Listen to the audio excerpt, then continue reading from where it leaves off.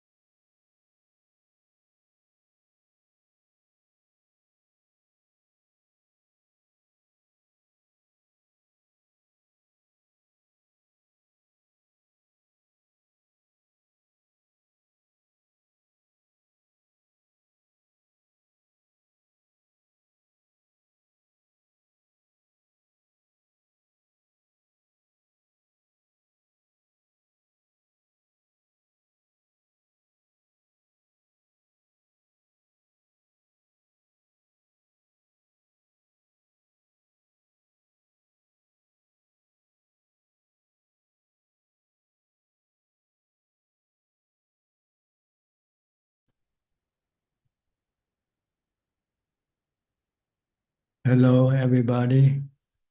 Welcome to another Dhamma meeting where we will discuss the Buddhist practices of charity, morality, and meditation.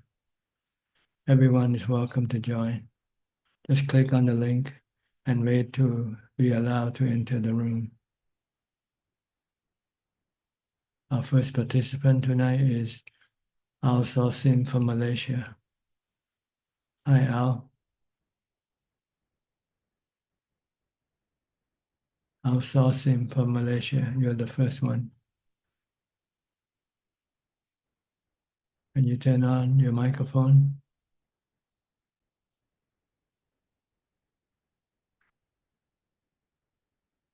Evening time, Ajaan. I'm just listening and paying respect to Ajaan. Okay. Go to Professor Ken from Switzerland. Hi, Professor. Good afternoon, Ajaan. How are you? I'm fine, thank you. Everything is anicca, dukkha, anatta. Yes, I agree. Yeah. That's all you have to know really about life. life is anicca dukkha anatta. So Okay. don't expect much from life. Don't be attached to life because it doesn't belong to you. You only have it for temporarily period, and one day it's gonna be gone. Thank you, Ajaan. I'd like to ask one question. Sure, go ahead. Would it be considered appropriate to use the 8 precepts as a way of kind of punishing the kilesas? For example, if I find I've been eating or sleeping too much, and I say, okay, tomorrow I'm keeping 8 precepts to punish you, is that considered an appropriate way of using the 8? No, that's a good reason for keeping the 8 precept. Normally, you wouldn't want to keep the 8 precept, so you might have to find a reason to do it. Mhm. So good. This way will tame your defilement. Every time it does something bad, being naughty, then you have to do a little bit of a, correction. Exactly. Okay, I just wanted to check that was okay. I'm kidding That's myself. okay. And any reason for you to do more practice is okay. All right, Okay. good. That's very helpful, Ajaan. Not punishing by doing less practice. Okay. Do more No, practice. exactly. Yeah, I find I have to Okay. punish myself or punish my kilesas Yes. frequently to get going. Yeah. The kilesa doesn't like, the precept doesn't like meditation. The kilesa like to go on a holiday, want to travel, want to indulge in sensual pleasures. Yeah, exactly. Yeah. So you have to tame it by using the Buddha's teaching, the path to enlightenment. Okay. Okay, that's clear. Okay, that's very clear. Thank you, Ajaan, for Okay. confirming. Thank you. Next, Rohini from the UK.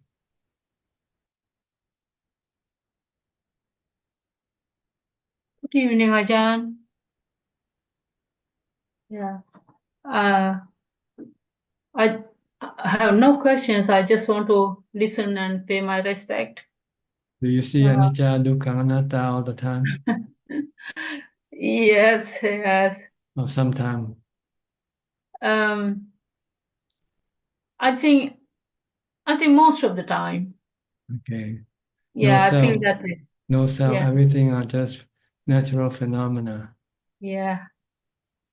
that keep Yeah. changing, keep moving.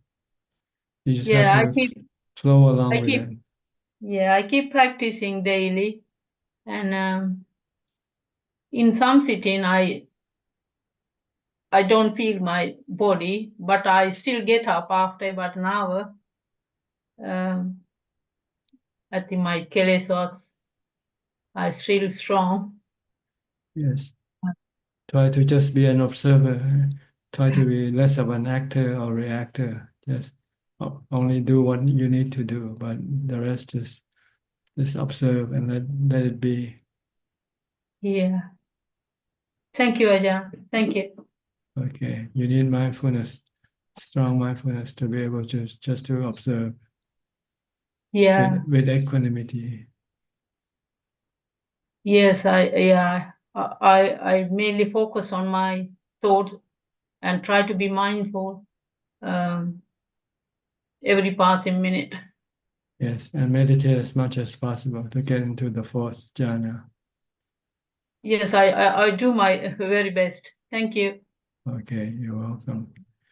Next, Anura and Ramya. Where are you now? Are you still in Thailand? Hi, Ajaan. Can you hear us? Yes, perfectly. Yeah, we are in Bangkok, Ajaan. So I was very happy to see you on Sunday. So it was and also we met Jordan.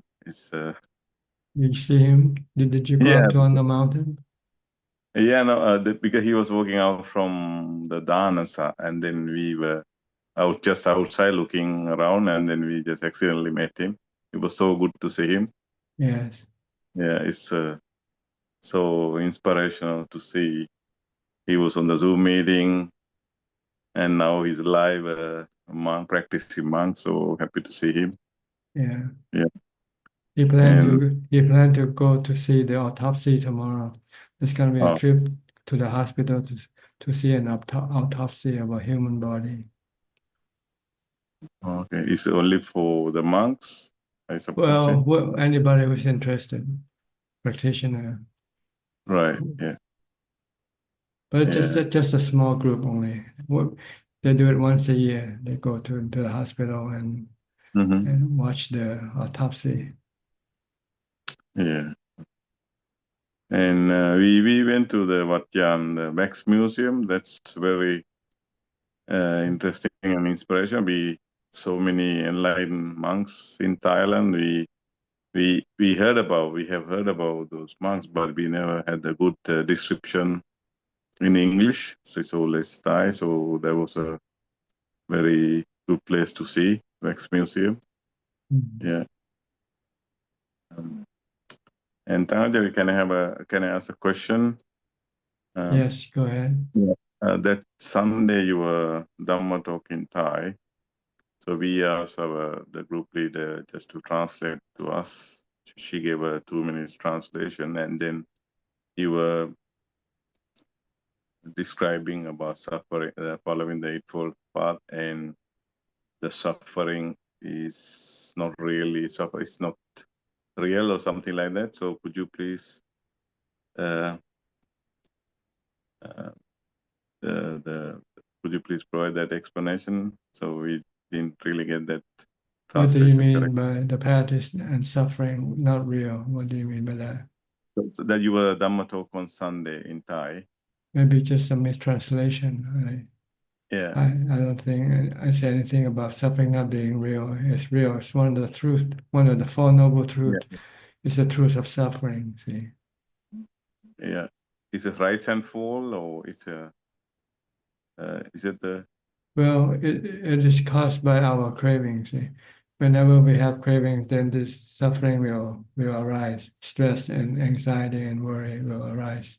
Mhm. And the way to stop this stress, anxiety is to use wisdom and samadhi or jhana to teach the mind that what you worry about is something you cannot do anything about, like aging, sickness, and death. And you have to use wisdom to see that this is in fact will happen to everybody, body, aging, sickness, and death. No one could prevent or stop it. So just to have the desire or craving not to get old, get sick, or die is illusional and also causing stress and anxiety. So if you don't want to have any stress or anxiety, you just have to accept the truth of the body that it's going to have to get old, get sick, and die. If you accept, then you can stop your cravings for the body not to get old, get sick, or die. And when you stop the craving, then you stop the suffering. You have the nirodha, the third truth will become apparent, become obvious. The cessation of suffering due to the work of wisdom and samadhi that stop the cravings, the second truth. That caused the first truth, which is the truth of suffering. Mhm. So it all comes down to the fourth truth, to be the one who to do the work. Without the fourth truth, you will not be able to stop your suffering, your cravings. And the fourth truth is the Noble Eightfold Path. Yeah. The practice of morality, keeping at least the 8 precepts, and spend your time as much as possible for mindfulness practice and meditation. And then after you have your ability to enter into samadhi or jhana, then when you come out of jhana, you then teach the mind to accept the truth of the body. That is anicca, impermanent, anatta, no self in the body. It's just a composition made from the 4 elements. And you're not the body. You're the one who study or investigate the nature of the body is not the body. You are the mind. You're a knowing element, which become connected and attached to this body due to your cravings and delusion.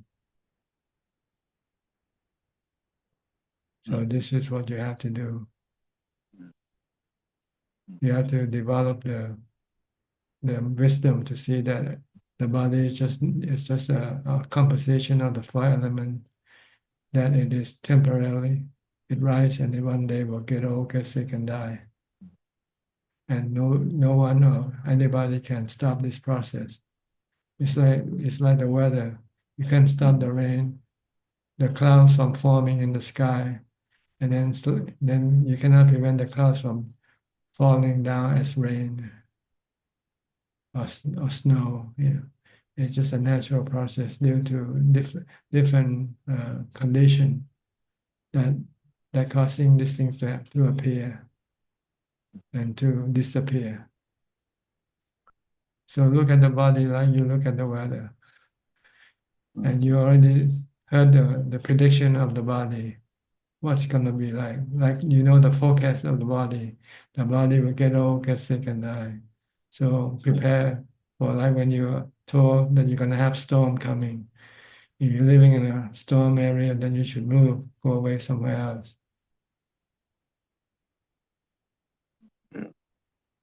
So since you cannot move away from the body, you have to build protection for the mind. And the best protection for the mind is to keep the mind calm by the practice of mindfulness and meditation. If your mind can remain calm, then whatever happens to the body will not affect the mind.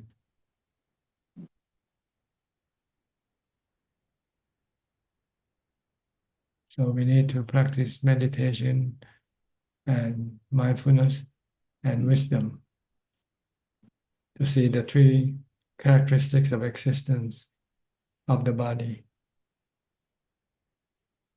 Suffering is caused by our attachment and our cravings for the body, not to get old, not to get sick or die, which is contradictory to the truth. The truth, the nature of the body is impermanent.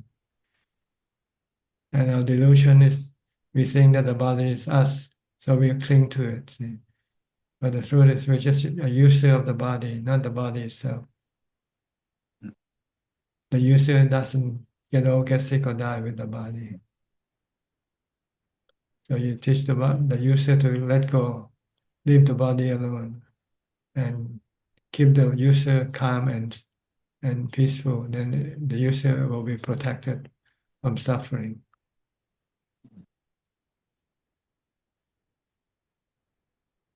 Okay? Okay, yeah, understood. Yeah. Not just the body, everything that we come into contact with or involved with, they are all anicca, dukkha, anatta. Your body, my body, your possession, my possession. Everything on this earth is just anicca, dukkha, anatta. That's why I mentioned earlier in the start of the talk that life is anicca, dukkha, anatta. We have, yeah. Yeah. So just don't have this delusion to think that life is real, life is, permanent. Everything is just temporary.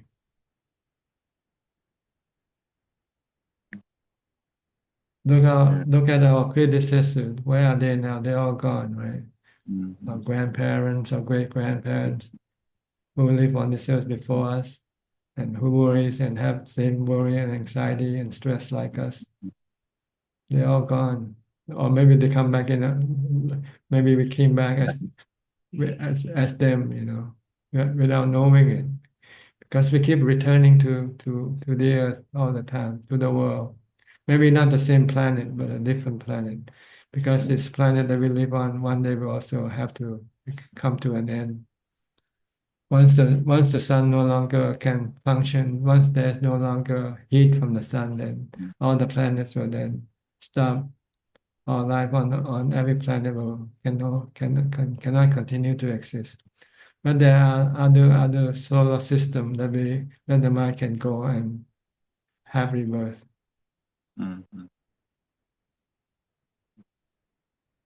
So Buddhism answered the question, is there any life in other planets? Yes, there is.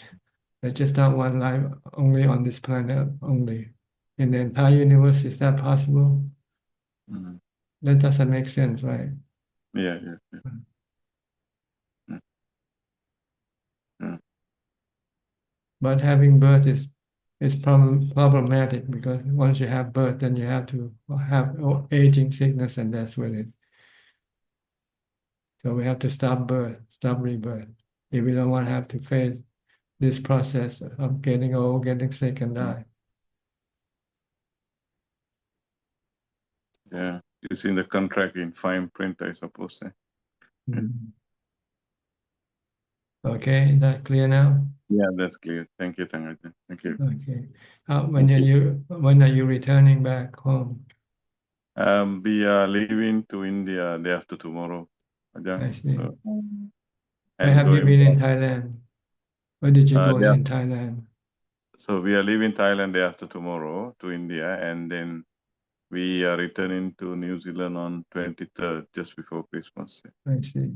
Yeah. Where did you go in Thailand this last week or so?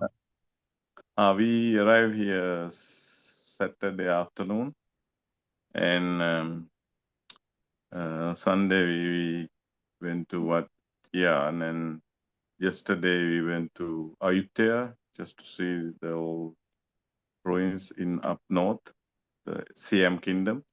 Mhm. And today we went to Wat Bowan. Just we Wat want to Bhawan. visit. Okay. Yeah, it was a long journey, but it's worth why we wanted to go there, and we spent the time pretty much there today and came back this afternoon. So you only spent about less than a week in Thailand this Yeah, time. yeah, yes, yes. Mm. Yeah. I thought you might be visiting other monasteries. No, Ajahn.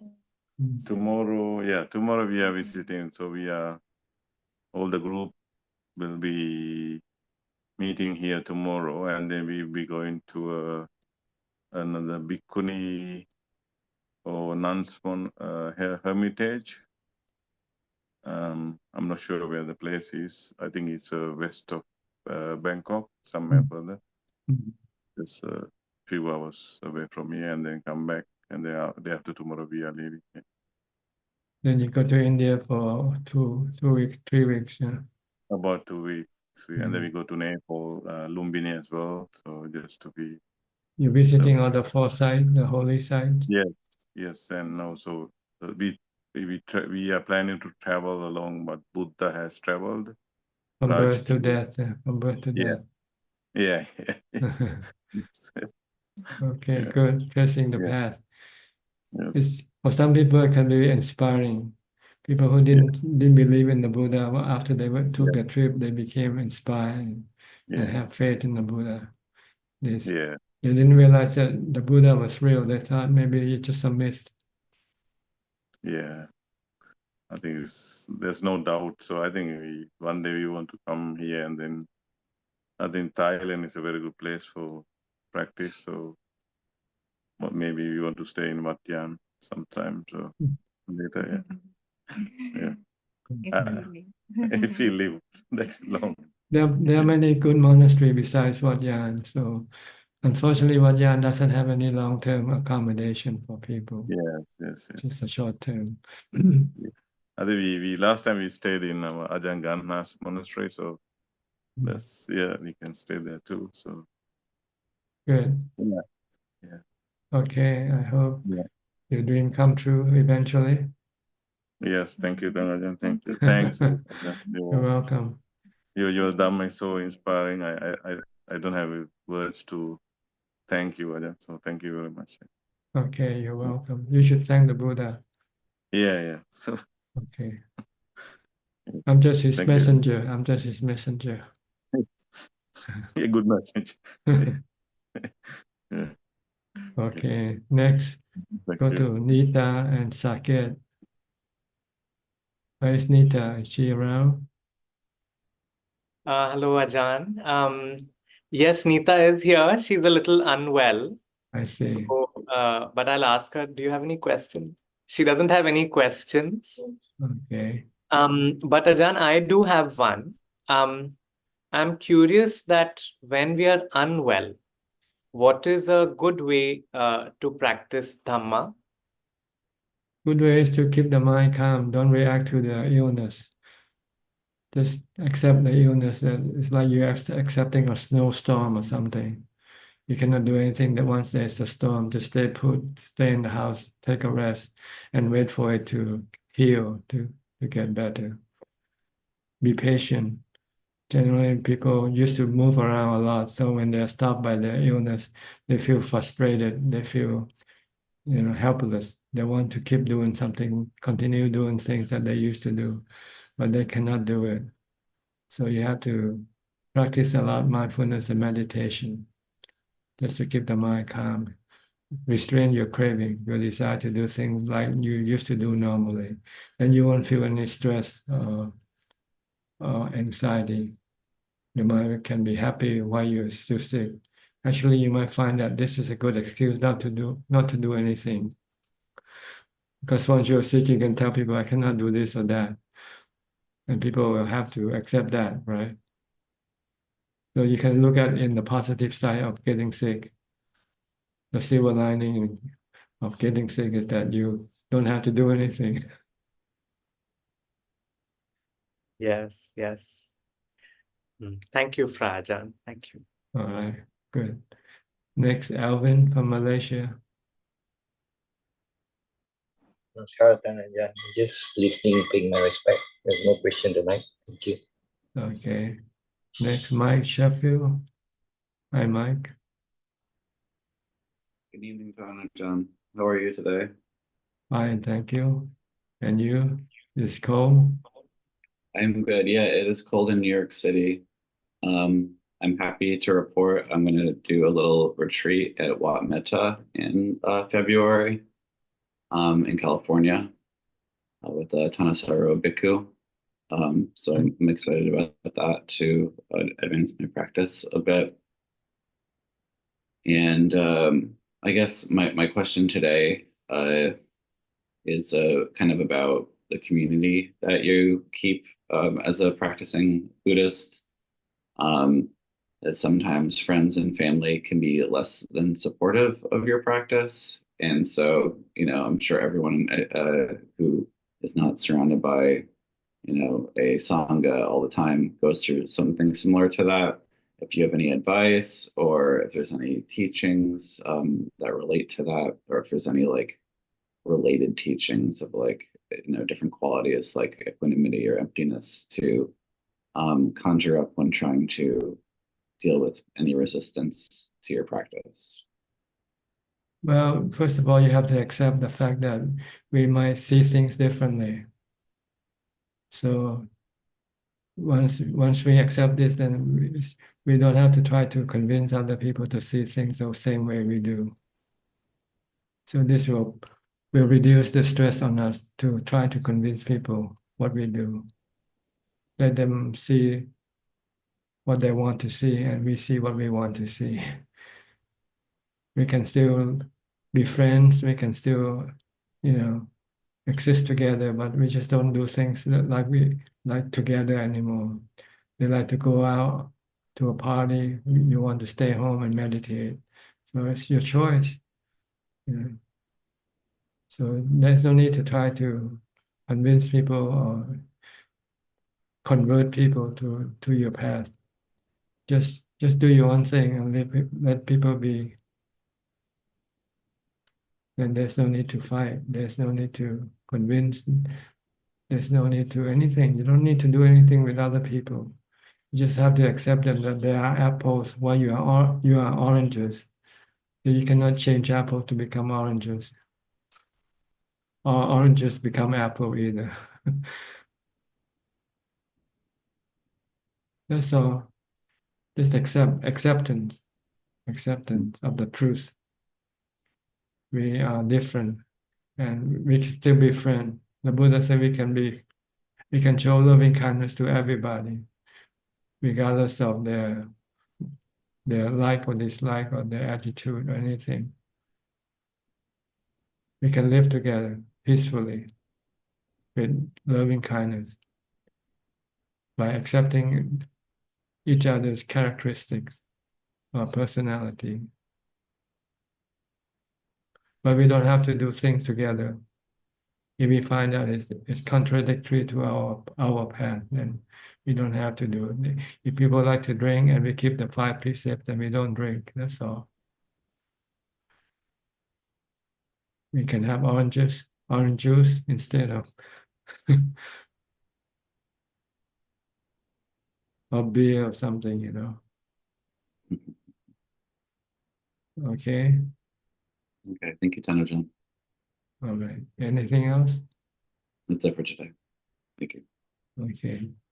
Next call from California. Hi, Tanajan. Thank you for your advice last week on mindfulness. I'm continuing to practice and have no questions this week. Okay, good. Next, Marco of the Netherlands. I saw your wife a couple of days ago. She came and gave some Hi, Ajaan. food. Yes, she did. She did. And I saw the pictures and I got emotional, really liked it. And at the same time, I felt jealousy. Like, okay, she gets to go and I didn't get to go yet. But I'm happy that she was there. I'm very happy that she was able to pay her respects to you. And I was happy to see the photographs as well. I actually felt really excited to see, and it's good that she was able to go. I'm really happy for that. So, and I'm Anamotana Sadhu for her. I would like to report my progress since my wife's gone and it's been difficult, more on the parenting side.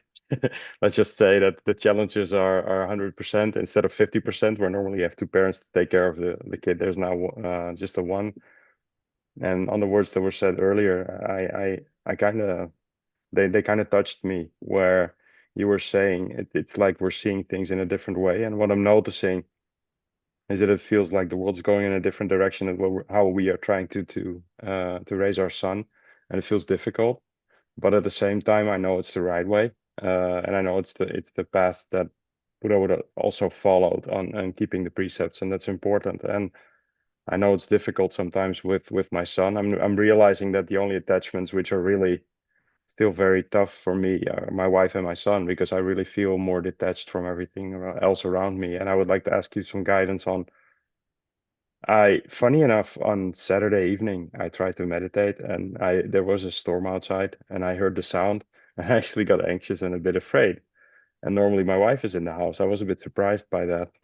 And then I was thinking, okay, I can use this to actually use that fear in my meditation. Could it be that that's also fear of death, or what would you recommend for me to do to explore that fear? It's a form of suffering. Fear is a form of suffering, and it's caused by your cravings. And your craving is the desire to live. So the desire to live is holding on, and that's why the fear right. happens. Yeah. So you have to use the truth to teach your mind that you cannot have this life forever. One day you're gonna have to give up. Maybe it's gonna be today, who knows? So accept that. Once you accept that death can be imminent and you're ready to go, then your fear will disappear. It's a good thing for you to have this situation, so you can apply the Four Noble Truths, the teaching, and then you might be able to let go of your attachment to the body, and then you will have no fear from that point onward to the time when you face the real death. Yeah, could it be that what I think is interesting is that I've never had that feeling before like this, and I feel like I said, my conclusion, because I overanalyze obviously, but it's because my wife is not around and the house is quiet, my son is asleep upstairs. It's like, okay, that's an interesting feeling. I haven't had that before. But is that also because of the mindfulness practice that this comes up, or does this mean that the mind was kind of calm and then suffering because of that fear, and that because normally I would not notice it because I would be too preoccupied with other things? Because you have problems. The problem is causing you to have suffering in your mind. So now you have to deal with this problem. If you can apply the teaching of the Buddha, you can then effectively or permanently remove this problem from your mind forever. Without the problem, you cannot do this thing. It's like right now we're sitting in a safe environment. We can talk about death, and it doesn't affect the mind as much as like when you're in the fearful environment. So you need the real thing to get the real wisdom to come out and deal with the situation. Right now, the wisdom we're talking about is just not the practical wisdom. It's just the theoretical wisdom we are using right now. Yeah, it's the theory. You didn't get like the practical exam yet. It's indeed different. And as much as you read, it's not the same. That's Right, true. until you face the real thing, the real suffering, Yeah. Yeah, absolutely. the Absolutely. real fear. And then if you have the mindfulness and the wisdom to tell you the mind that you have to give up your attachment, you have to let go, because this is gonna happen. Maybe now is the time for it to go. If you want to have peace of mind and no fear, then you just have to accept the truth, accept that death is imminent, and let it be should it happen. Yeah. Yeah. Thank you, Tanajan. I'm realizing that indeed everything feels like suffering today as well, trying to be on time for the session, to be on time home. It's like the mind is just too worried about too many things. But I'm happy that now that my wife's not here, I'm at least able to do good meditation because I'm keeping the 8 precepts and it's going really well. It also keeps me focused. But the difficult bit is also I'm realizing that making sure that my son has supper in the evening, that's good to actually deal with the fact that you're looking at food, you're not eating it. Good luck with that. But it's good. It's helping. And I feel my meditation is getting a little bit better. And I'm also trying to see the Anichang in the meditation, because on Saturday morning, for some reason, I was not able to actually get through calmness, where during the week I kind of have I don't like to use the word excuse, but it's like, okay, I have to go to work, so that's why I'm not calm. And now it was Saturday morning, so I didn't have to go to work. So why is the mind not calm? So I had to explore. It's like, no, just go back to the breathing, go back to the breathing. It's fine. Puto. And then you do feel it, but it was different. I didn't get that deep. And it's also because I think there's too much craving to have the calmness, and then that becomes suffering as well, right? That's right. So yeah, so it's trying to quiet the storm. I think I'm on the right track. Like I said last week, I feel more confident in my practice, and I feel that I think we're gonna go somewhere. That's If good. you feel you're not getting anywhere, it's usually because you're not mindful. So come Yeah. back to mindfulness, come back to Bhutto, and restart the mind. And accept, basically, right? So just accept that it's not progressing. I Yeah, think not that was and that is a consequence of you not being mindful. yeah, that is my own mistake. It's Yeah. me holding myself back. Exactly. Exactly. Thank you, Tanaja. Okay. Is that all?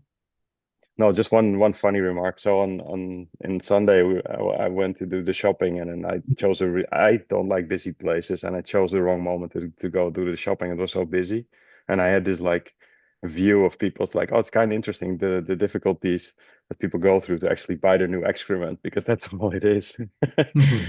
It's kind of funny to see that it's like so busy and everybody is doing their best because the holiday season is coming, and I'm like, yeah, but basically you're looking at stage one of what is in the end going to end up in the toilet bowl, right? So that actually kind of was funny. It helped me to be less tense. Yeah. Less craving also for food. Yeah, also exactly. Exactly. Just eat to survive. Don't eat for enjoyment. Yeah. Exactly. Thank you, Tarajan. Eat to live, not live to eat. Yeah, my wife actually taught me a little like a chant before I eat my food, that I don't associate with my food. I don't identify with my food. I don't identify with the smell, the taste, and that I don't eat to get fat or don't eat to get beautiful, but just eat to live another day and do good merit. and that helps because it makes you pay attention to what you're eating, and then Yes. actually being the mindful on the food, it becomes less Yes, appealing.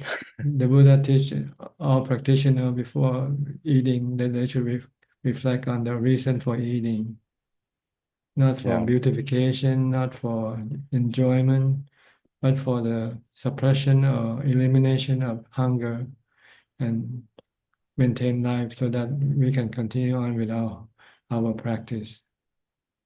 Yeah. Okay, Thank you, good. Ajaan. You're welcome. Next step, you're free from your son. They both went to school. Nope, they're sleeping. Still sleeping. They're sleeping. I'll wake them up in a little bit. I see. Anything you like to say or ask? Yeah. My husband is out of town, and it came up kind of suddenly, and I'm dealing with it very well. I feel like I have more equanimity, which feels good. It's just kind of an awareness that I don't have control, and that's kind of what I've been That's right. Anything sitting can with. happen. There's no control. That's kind of Anything been can my happen mantra. anytime. Yes, anything can happen anytime. So don't expect things to be the same all the time. Yeah, that's hard. It's very hard. Well, you're not I used get, to that, so it's hard because you're not used to things like that. But once you start to reprogram your mind to think like that, then you'll find it easy. yeah. So that's kind of been my focus is discomfort and being okay with discomfort and sitting with discomfort and notice when it comes up and just trying to be easier. You know, that's all. Okay. If you find discomfort, then just recite the mantra, meditate for a few minutes.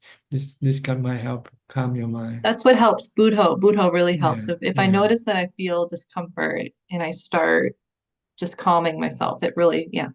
helps. Yeah. Okay, good. Well, thank you very You're much. welcome. Next, Nining from Indonesia. Yeah, Ajahn. Ajahn, good night, Ajahn. Ajahn, now I become very happy by reading or listening to the Dhamma talk. I love repeat watching Ajahn question and answer in YouTube. The question and answer in Mountain also this kind of Zoom, and as well as reading the text of question and answer of Ajahn in the Facebook. It just that simple to become very happy. Before, my best happiness is just when I'm doing sitting meditation and get calm. But now I very enjoy listening and also reading the Dhamma, and especially of Ajahn, because when I read or I watch the other, I think I just want to focus for one way like that. And then if I wish I could be like Ajahn to be able to answer all of the question of the problems in the world that the practitioner asked to Ajahn, is this craving for being or not? Is this kilesa? Well, it depends on whether you suffer from this or not. If you don't suffer, then it is not defilement. Yes, Depends I'm not. what. Okay, I'm not suffering. if you don't suffer, then it's not defilement. Yeah, because I think, wow, why, I just wonder why Ajahn can answer all of the problems, because Ajahn also said that in Kalama Sutta that we have to prove by ourselves about the theory. Since my background, I don't learn many theory, so I just love meditation only. I follow the Buddhism, especially Theravada, because I love meditation. So that's why I meet Ajahn, and then I feel more convenient if I watch the question and answer, because it's all about the problem and I can prove it by myself. So I just wow, if I can be, I can have just a little wisdom of Ajaan, that Ajaan have that knowledge. So I can help many people. I can make, because there is no problem. Sometimes life is not as good as the theory, but if anytime I watch the way Ajaan answer all of the problem, I feel happy and I don't have any problems. Just more happy, just like that, Ajaan. Yes, that's part of the benefit from listening to Dhamma talks. You can get rid of your problem by just listening to Dhamma talks. So keep listening Dhamma talks, whether it's discussion or whether it's just sermon or teaching. Give you more wisdom, give you more information, so that you know how to deal with the different problem that might arise later on. Yeah, and actually all the question here actually already asked in the past when in the mountain. So it's good for me to repeat and repeat, because it give Yes, me more the more you repeat, understanding. the more understanding you get, the better understanding you have. Yeah, that's right. And then if Ajahn said that tomorrow a group of monks will go to the hospital for the autopsy. Yes. If I were in Wadian, could I watch also or not? If you what? If I were in Wadian tomorrow, could I join to see the autopsy or not? Well, it depends on the organizer, whether they have enough room to accommodate everybody or not. I think there only is a small group of people, but if there's room, I think that you're welcome to join. But this only happens once a year. One monk organized this thing, and then we have lay people who practice on the mountain, and monks who never been to such an autopsy before like to go. But those who have already been there, sometimes they just don't feel the need to go.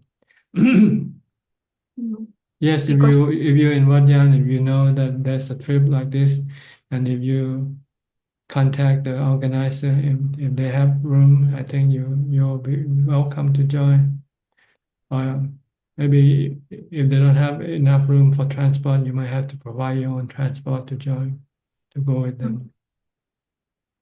I think by seeing the autopsy, if give me more more to support real, me, more real. You see more the real, real, yeah. the 32 parts of the body. Yes.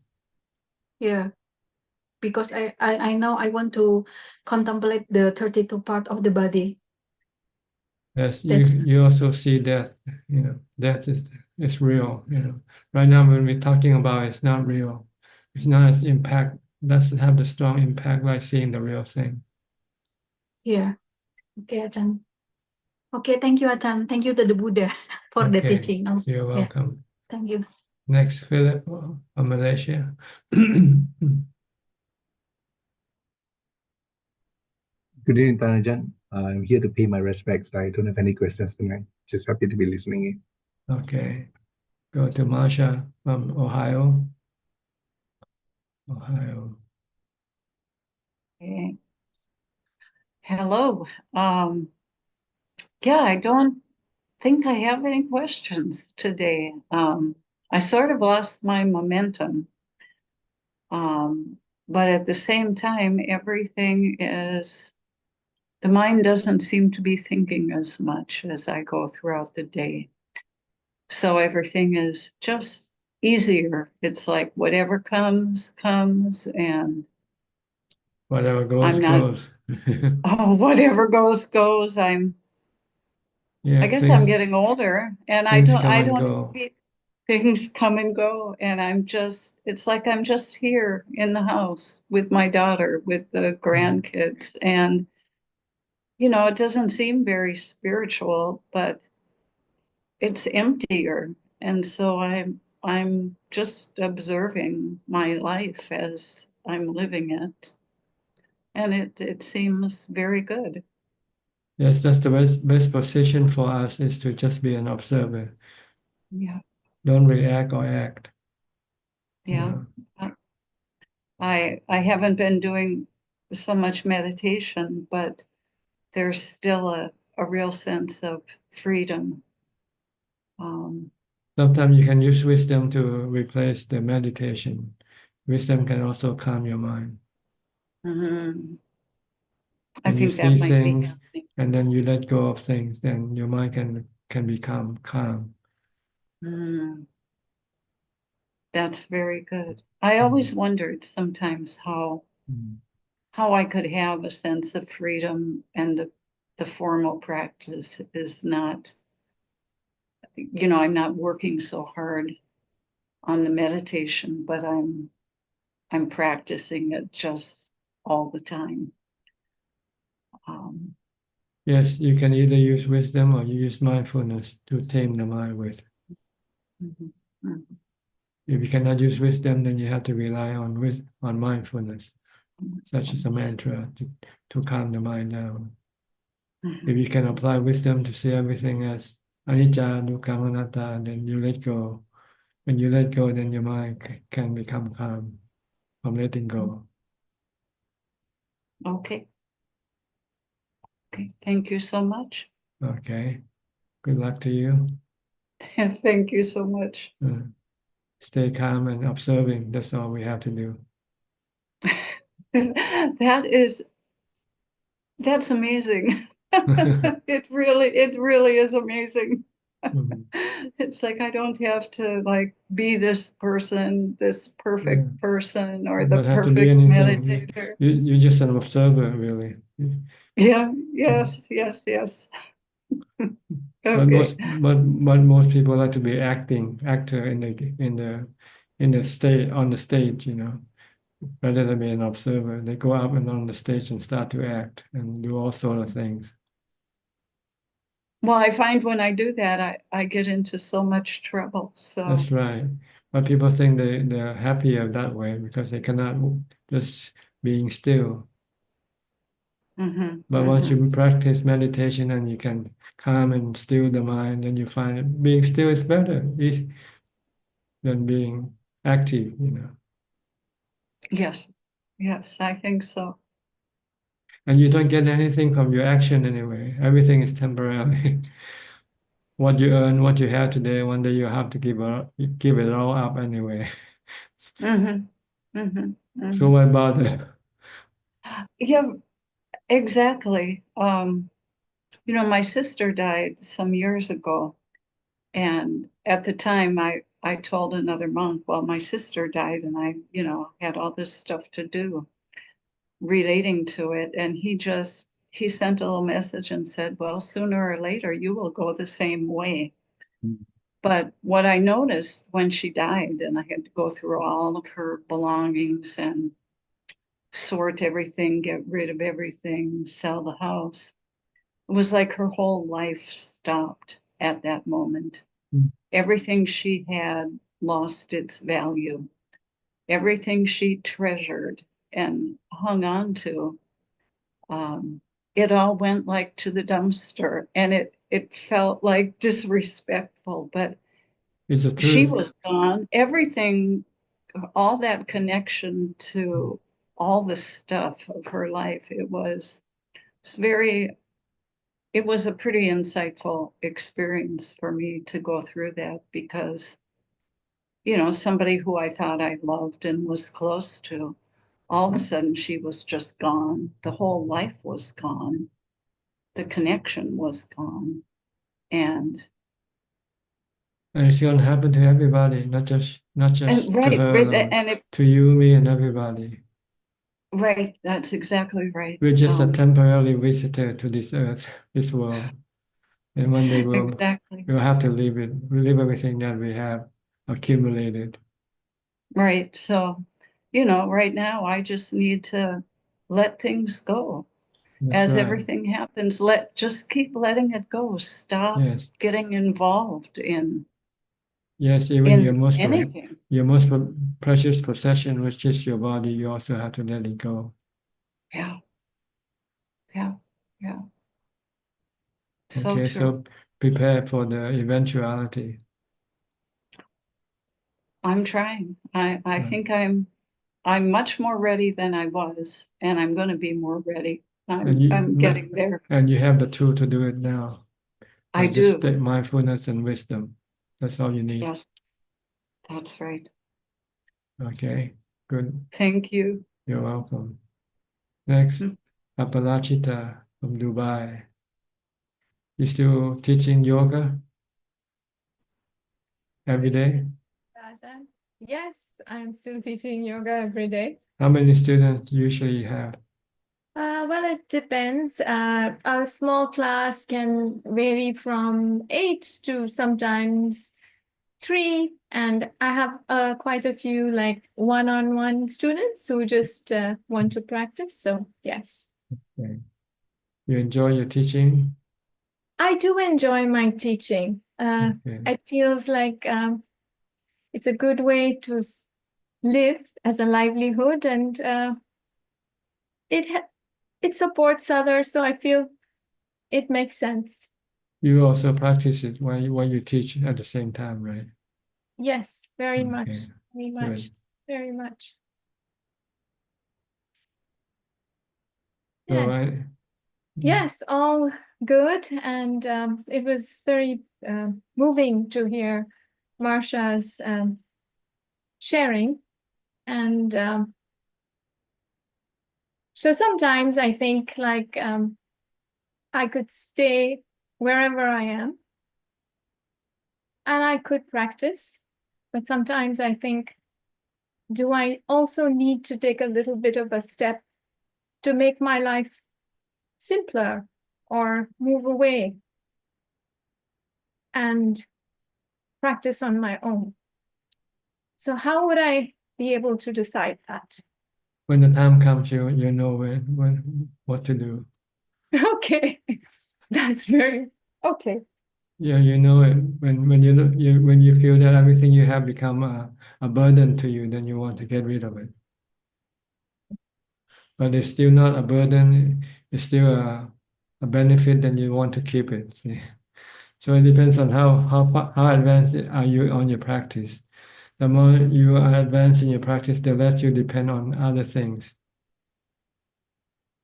So if you're not advanced enough, far enough, then you might still have to depend on other things to keep you happy, to maintain your comfort zone. See? Yes. But as you advance in your practice, you'll find that these things are less important, are less beneficial, and instead they can become a burden because you have to look after them, pay for them, maintain them. Mm. So it depends on your practice, really. It will tell you what to do next. Okay. The more you can meditate, the more calmer your mind becomes, then the less you want to have anything because you feel that they're becoming burdensome to you rather than beneficial. So this thing you know it for yourself. So keep on practicing mindfulness and meditation and listen to Dhamma talk like this. Yes. I love listening to Dhamma talks. Yes. Okay? Yes. Thank you. You're welcome. Thank you very much. Next, Alex from Alex Turpin. Where are you from? Is this the first time you're in? Hello, Tanajan. I'm from near Manchester in the United Kingdom. Yes, okay. Welcome to our meeting. Thank you. I have a few questions, but the main question and comment I have is, I've been taking the Buddha's teachings very seriously particularly over the past 6 months, and I'm willing to do anything I can to attain Nibbana in this life, and I'm willing to make any and all sacrifices necessary. It's just, I'm in a difficult situation because I have I have a lot of student debt, which it may take a very long time to pay off. And that will mean that I would have to earn quite a lot of money in order to pay it off, because I'd like to become a monk. But I don't see that happening anytime soon. And I'm wondering what I should do in the meantime to resist the harmful influences and effects of my environment, because my environment is very tempting and distracting, and it significantly reduces my ability to meditate. What I really want is to become a monk, but I can't do that right now. So I'm wondering what I can do. I'm willing to do anything, and I'm willing to try as hard as possible. Thank you. Can you move to a more friendly environment? If you find that where you are is not good for your practice, can you find a new place where it's more, beneficial for your practice? I could, and I would like to move to Thailand, but the wages there are lower than in the UK, and I don't believe I would be able to earn enough wages to pay off my student debt in a reasonable amount of time. So I feel like I have to live in or near a city in order to earn enough money. But obviously that comes at the expense of my Dharma practice. You could not find any place nearby where you can be alone and not be disturbed by other people action. I could. I could. I'll have to have a think about that. Yes. Yeah. Another thing I wanted to ask is I've been listening to a number of your talks, and I've been practicing Buddho, Buddho, Buddho, but I'm unsure about when that's appropriate. When, for example, I'm walking, because normally if I'm doing walking meditation, I'll do left foot, right foot, left foot, right foot, and I'll notice that. But if I'm doing Buddho, Buddho, they seem to be in conflict with each other. And you can replace one or the other. You can use one or the other. Okay, so I don't need to, am I right in thinking that if I'm focusing Buddho, Buddho, Buddho, I don't need to worry about for noticing my footsteps? Is that That's correct? right. You don't need to worry about the steps, but you have to worry about what on the path that you walk, that you have to look at the path also, see that there's nothing that you will harm or will hurt or misstep and fall or something like that. You also have to be mindful of your walking, not just entirely on Buddha alone. Only if there's any movement of your body, you have to be mindful of your body movement. I see. But Buddha would be the primary focus, is that correct? I think the action will be the primary focus, and Buddha will be your secondary. I see. Whatever you do, you have to focus on what you do first. Like if you're eating, you have to focus on your eating. And then if your mind doesn't want to stay with the eating and it wants to go think about other thing at the same time, then you can use Buddha to bring it back to the eating. I see. But while I'm actually eating and lifting the fork or spoon into my mouth, I don't need to think Buddha as long as I'm focusing on. That's right. That's right. I can switch between them as necessary. That's right. I see. I see. Thank you. Thank you. Another thing I wanted to ask, please, is I found that I've been taking very seriously the rule not to speak frivolously, but I don't know what I don't know what to say other than, I mean, here I don't feel like I'm speaking frivolously, but in day-to-day life, even in my job, I find it very, very hard to maintain silence. Do you have any advice about that, please? Well, try to speak only when you have to speak. See? When you don't have to speak, just keep silent. By keep reciting Buddha, Buddha, whenever you feel like you want to say some frivolous thing, then just say Buddha, Buddha. Try to be more of a listener than being a talker. Can you do that? Just listen to people, whatever they want to say, and only say what you really have to say. I think one difficulty with that is in my country, it's at least, or in my culture, it might be considered rude if one only spoke what was strictly necessary, and I don't want to offend people. I don't know if that offend people or not. If you just reply to what they ask you, I don't know. I'm not sure why do you consider it rude to have to speak all the time. Maybe some people don't even want to listen to you. It's not a matter of speaking all the time. It's just a matter of maybe making a few comments about the weather or something to smooth to grease the social wheels. Oh, that's okay. That's okay. Just something to make things seem a little bit normal. Yes. How's the weather today and so forth. But you don't want to go deep into politics or the economy and anything like that. Okay. Thank you. An additional thing I would like to ask is, I don't necessarily trust my future self to act in skillful ways. So, for example, if I am to be reborn, I don't necessarily trust that that person will follow the Buddha's path. Is there anything I can do to incline my mind towards the Buddha's teaching to guarantee that in all of my future lives, I will not only come across the Buddha's teaching, but I will take it seriously? What I've been doing at the moment is, after I do a meditation session or after I do a metta session, I will dedicate the merit of that to ensuring that if I'm to be reborn, that I always come across the Buddha's teachings. Is that enough, or is there anything else I could be doing? Well, to be able to do this, you have to attain to the first level of enlightenment. You have to become a sotapanna. Then everything that you have within your mind will remain with you.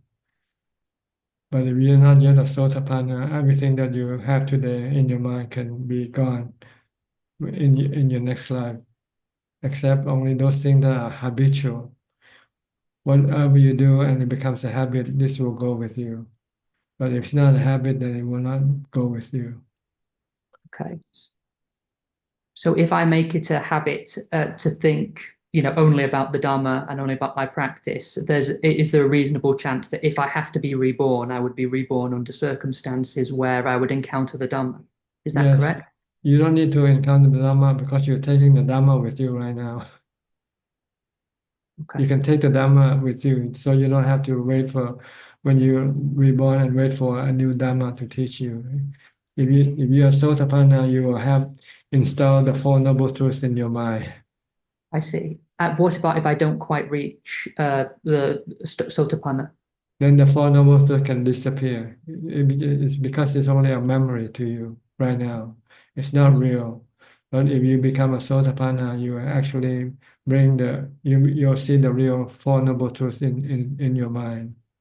And this will go with you permanently. I see. One final thing I would like to ask, please, is how much metta is appropriate. So currently I do between about 30 and 60 minutes a day, and I'm not sure if that's too much. I find it to be the most fruitful of all of my meditation practices at the moment, but I've heard at least maybe one or two monks will wish well-being for all beings before they get up and then before they go to bed. But to me, that doesn't seem enough. I feel like I should be doing more than that. How much is an appropriate amount of metta practice to do, please? Well, you have to understand metta practice is practiced in two different modes, two different. You can use metta as an object or subject of your meditation practice. Okay. But then you have to apply metta in your real life. Metta means being kind and nice to people. So this you have to do every time when you run into people or animals. You have to be kind and nice, be loving and kind to everybody. This you do all the time whenever you are in contact with people or living beings. So there are two different type of practices regarding metta. You can use metta like an object of meditation, like using the breath. Instead of using the breath, you use metta. Yes. Okay, that's for meditation. Yes. But also the Buddha also, you have to be loving and kind when you are meeting people, when you're involved with people. Yes. And how much, so when I asked that question, I was referring to the metta meditation. How much is an appropriate amount of time to spend on that, and how much is too much? All day long, from the time you get up to the time you go to sleep. Okay.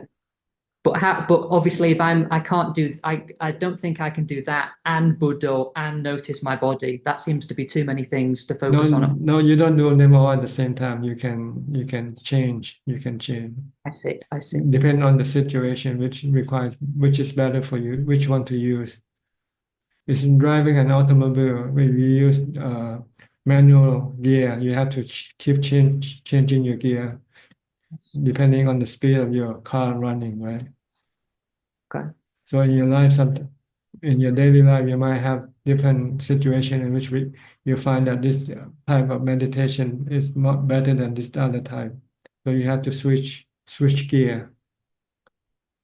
I see. I see. Sometimes you use Buddha, sometimes you watch your body, sometimes you use metta. So it depends on which one you find good for you, beneficial for you at that time, at that particular time. But they are all methods of mindfulness to maintain your mind in the present, not to let your mind go thinking about the past and the future or other thing or anything. So the goal is to stop your mind from thinking, from roaming around, to be here and now, just to be merely observing or knowing, and don't think about anything only unless you have to think, then think, yes. But if you don't have to think, then stop thinking. Is this clear enough? Yes, thank you. Thank you. Okay. Have you heard of cheetahs? Amaravati, I think in London, I think somewhere nearby. Sorry, could you say that again, please? Amaravati or something like that. Oh, Monastery. yes, yes, yes. I've heard of that. Ajaan Yeah. Sumeto and Ajaan Chah's tradition. You been there? I haven't been there. No, one of my friends has told me about it though. Mhm. There are several monasteries, I think, run by the Ajaan Chah's tradition, which you can go and maybe have temporary retreat, 5 days, 7 days or something. I see. Am I allowed to have temporary retreat even if I don't meet the conditions to become a monk? Yes, you can have, they have temporary retreat for lay people. Sorry, because a person is not allowed to be in debt to ordain, right? And I have student debt. So would I still be able to take temporary? Yes. As long as you're not ordained as a monk, you can go to monastery and practice. So, depending on if the monastery have room for you to practice or not. Yes. Okay. Thank you so much. You can stay in a monastery for years as a layman and practice if you like. If you find that you cannot pay up, if you don't meet the condition for becoming a monk yet. Actually, I think Ajahn Chah's tradition requires that you become a white rober for 2 years before they allow you to become a monk. I see. Okay. Okay. Sorry, what is a white rober? 8 preceptors. Oh, I see. But live in the monastery and practice like the monk do. Eat maybe once a day like the monk do. Do meditation, do chanting, and working together with the monk. Any chores that happen to be there to do. I see. So you're more or less like a temporary monk, really, not yet ordained, but you're actually practicing the way the monks do. I see. But surely that would just be postponing the fact that I still have to pay off my student debts, right? Yes, I mean, when you have spare time from your work, like Okay. if you have a holiday or a few days off, then you want to go and live in a monastery, then you can go. I see. I see. Rather than living in your own house where you don't have the right environment for your practice. Yes. Yes. Okay. I hope you pay your debt soon, get rid of your debt soon. Thank you. Maybe some generous people might, after hearing this meeting, might offer a hand. I don't know. Okay. Good luck to you. Next, Tommy. Tommy, where are you from? Australia. Yes, what can I help you? I wanted to ask, what's the correct way to practice Asubha to reduce sexual desire? You can look at the 32 parts of the body. Maybe look in an anatomy book, which show the pictures of the various organs inside the body. Study this first and then try to commit it into memory, into your mind. So whenever you have sexual desire, then think of this part. This Is it better? Pardon me? Sorry, no, you go. You go. Go ahead. Is it better to look at your own body or other people's bodies? Everybody is the same body, especially those attractive body to you. Those bodies that you find attractive, you find that you want to have any sexual intercourse with, then you want to look at that body. There's no need Okay. to look at your own body because you're not having any sexual attraction toward your own body. It's the other body that you have to look at. But they are the same, whether your body or other people's body. We all have the 32 parts. And like sometimes when I look at the Asuba book, I feel like repulsed or like it brings up like a strong aversion. Is that correct, or should I just see the body how it is? It means your mind not ready yet to observe this asupa. You have to practice more meditation to calm your mind down first. Yeah. Okay. But And you can maybe look at it until you find you have aversion. As soon as yeah. you find you have aversion, then you should stop and do some meditation first. And after you finish with your meditation, maybe you can look at it again. And where do Asuba nimittas come from? From what you see in the book, and then you commit it into memory. See, then when you need it, you can recall it. It's memory. You want to install this into your memory yourself. And limiters are what you have installed in your mind. Sometimes they come up by themselves when you meditate. But you don't need them. You only need Where do the them. one? Pardon me? Sorry, no, you go. You go. Sorry. I see. You only need a super when you have sexual desires. Whenever you have sexual desire come up, then you have to recall these images of the body parts to suppress or to eliminate your sexual desire. But when you are starting, you have to keep looking at it more and more until you can remember them. See. Because if you can remember them, then whenever you want to recall them, you can do it right away. Yeah. Does the depth of the insight into Asuba correlate to levels of samadhi? Well, the longer you can look at the asupa, it means the stronger your meditation is. The stronger your equanimity is. Because if you don't have equanimity, your mind will be overpowered by your defilement, and the defilement will try to block you from looking at asupa. This aversion feeling will come up.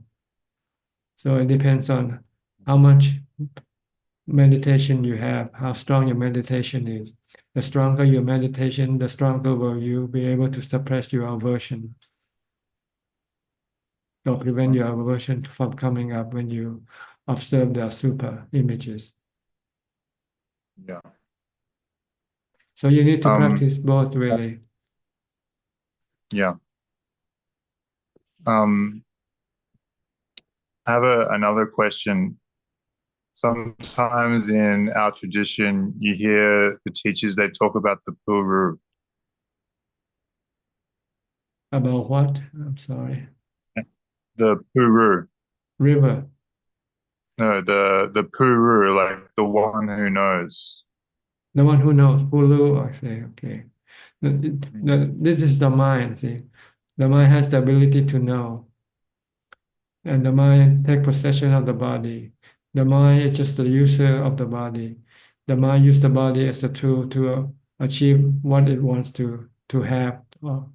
Like sexual intercourse, you need to have a body.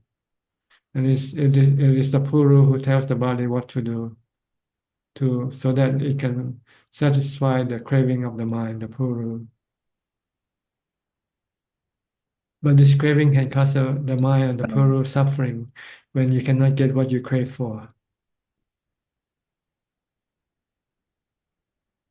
So you want to protect the mind and save the mind from does suffering. it mean to Your connection is it's not good. Your sound doesn't come through. what does it mean to see the Puru? Oh, it means that yes, Oh, when sorry. you Can you hear meditate me? until your mind become calm, enter the fourth jhana, then the Puru will then be the dominant thing that you can see, because the thinking it disappear when you enter to the fourth jhana.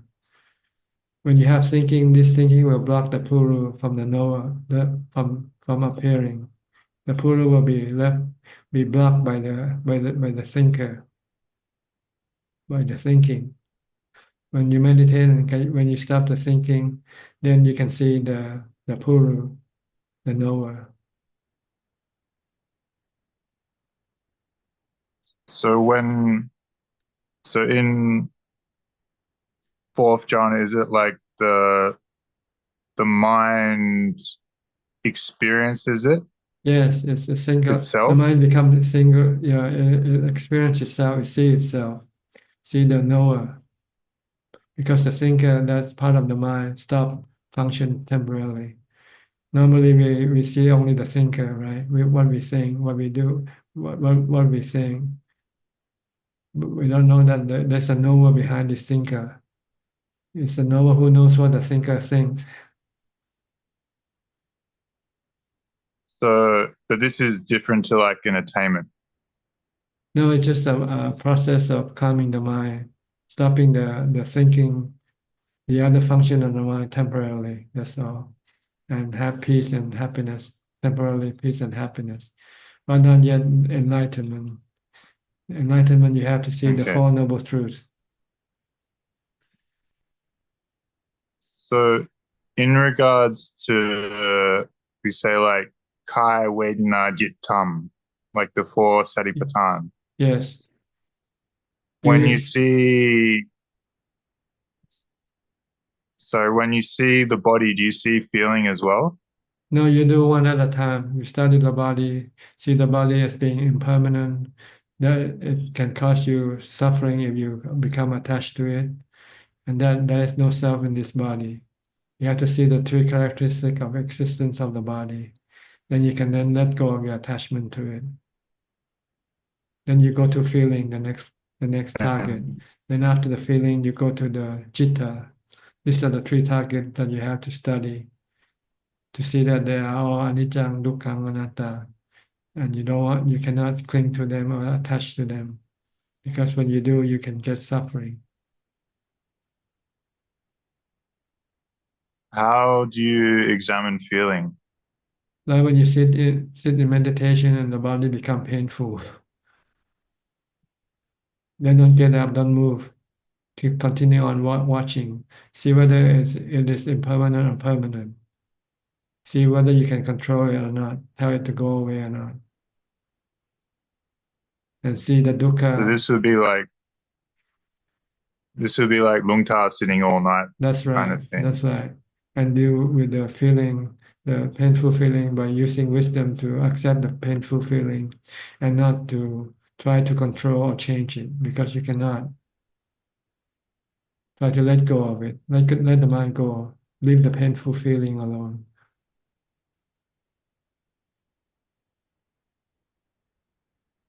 So that would be like they use the phrase going through the body, like sitting through the body when you go through feeling with wisdom.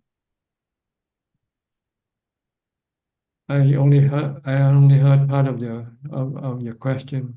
Can you repeat it again? Because your voice came on and off.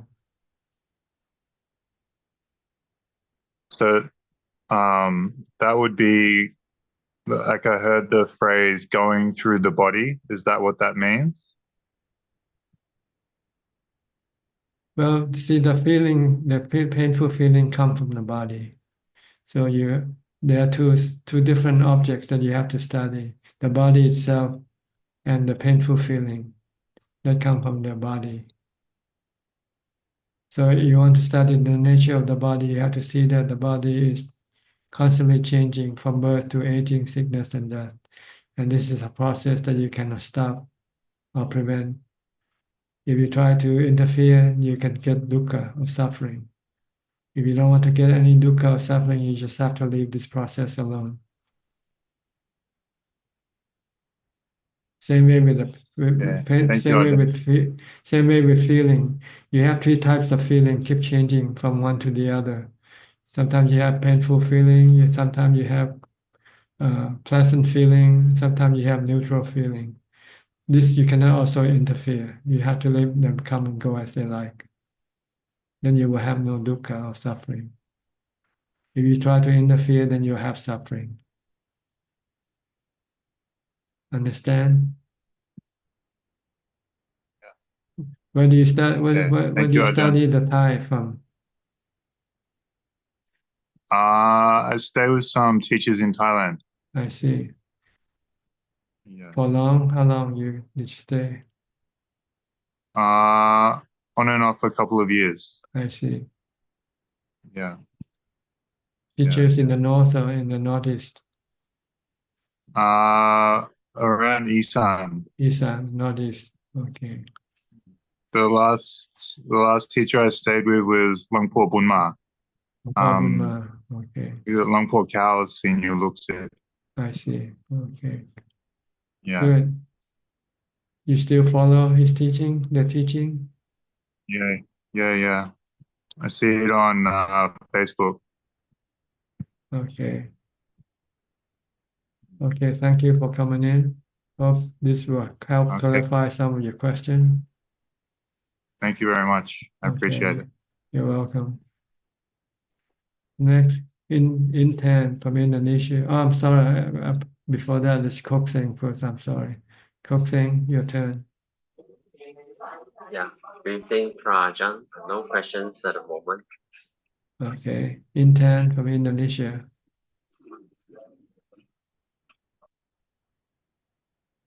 Good evening, Ajaan. Yes. Ajaan, I have one question. How to teach a little girl? Now she is still 3 years, almost going to 4. Since 2 years, she can create a life story. Until now, have a habit like make a life story.